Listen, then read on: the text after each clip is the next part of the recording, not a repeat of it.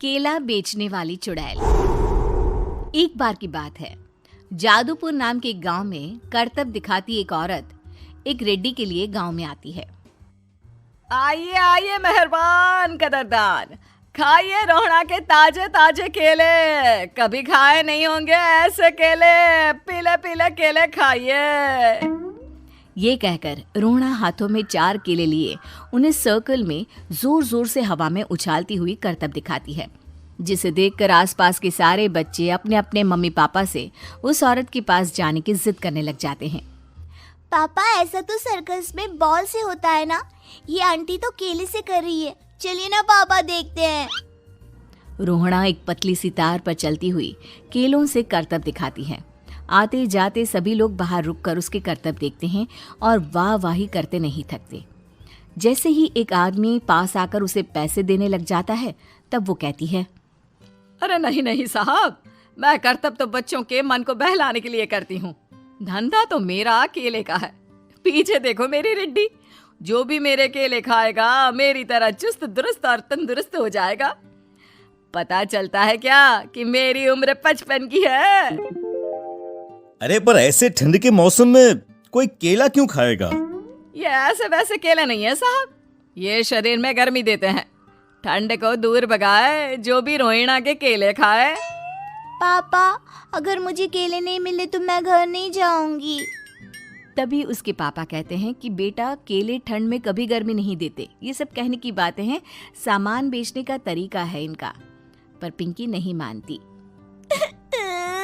मैं केले खाऊंगी। पिंकी की जिद के आगे नत्थू हार जाता है और उसे केले खरीद कर दे देता है। पिंकी खुश होकर केले घर ले आकर खाती है। अब मैं भी करतब करूंगी, कितना मजा आएगा। जादुई केले। पिंकी पहला केला खत्म भी नहीं करती कि वो बेहोश हो जाती है। दूसरे केले से एक काला धुआं आता है और रोहड़ा चुड़ैल बनकर बाहर निकल आती है। मेरे भूतिया केले बच्चे न खाए, ऐसा हो ही नहीं सकता। जादूपुर वालों, कब तक बचोगे? आ गई हूं मैं रोहड़ा, जिसका कोई नहीं कर सकता सामना। रोहड़ा पिंकी को गोद में उठाकर काले धुएं में कहीं गायब हो जाती है। शाम के वक्त नत्थू घर लौटता है और पिंकी को घर में ना पाकर उसकी माँ से कहता है, माँ पिंकी कहाँ है? अरे बेटा, उसे तो तू सुबह करतब दिखाने ले गया था ना, फिर कहाँ वापस आए तुम दोनों? मुझे लगा तू उसे अपने साथ मंडी ले गया होगा। हे भगवान, मेरी बच्ची कहाँ गई? मैं उसे घर ही तो छोड़कर गया था माँ। नत्थू गांव के घर कोने में अपनी बेटी को ढूंढता है, पर उसे वो कहीं नहीं मिलती। परेशान होकर आखिर रो रो कर नत्थू हिम्मत हार कर घर लौट आता है। अगली सुबह रोहड़ा फिर से करतब दिखाने आती है और इस बार पिंकी की तरह रोनी केले खरीद लेता है। 50 रुपए दिए थे पापा ने, सारे पैसों की मैंने केले खरीद लिए हैं। अब मैं भी आंटी की तरह ही करतबबाज बन जाऊंगा।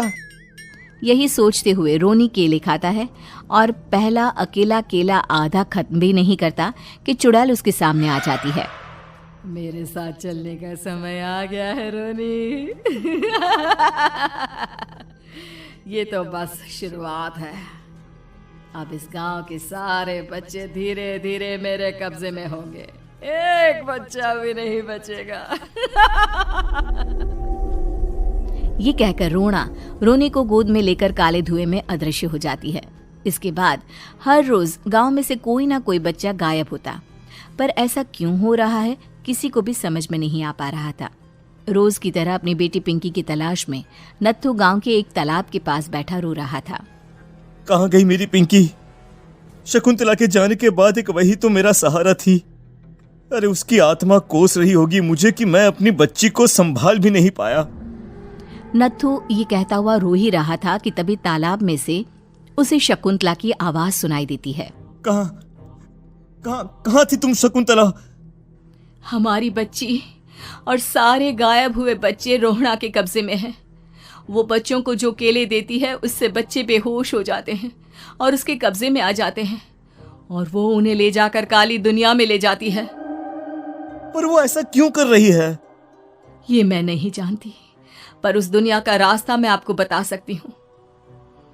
जहां ये नदी खत्म होती है वहां एक केले का पेड़ है, उसके नीचे एक दरवाजा है, वहीं से रास्ता जाता है उस दुनिया का। ये कहकर शकुंतला की आत्मा गायब हो जाती है।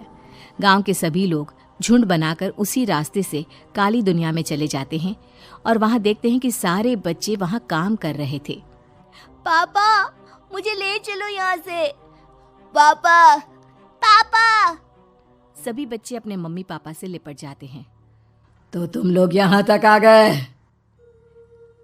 क्यों हमारे बच्चों को पकड़ लिया तूने? तुझे शिकार ही बनाना है तो ले, हम सब आ गए हैं, हमें खा ले। नहीं, मुझे बच्चे चाहिए। मेरे बच्चे के बदले तुम लोगों के बच्चे। क्या मतलब? मैं इसी गांव में रहने वाली एक औरत थी। केले की चोरी के इल्जाम में मेरे बेटे को गांव वालों ने इतना मारा कि वो मर गया।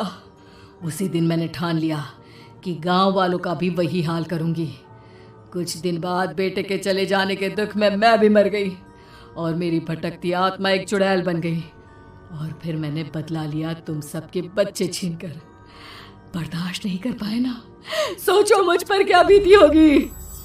हमें माफ कर दो रोना।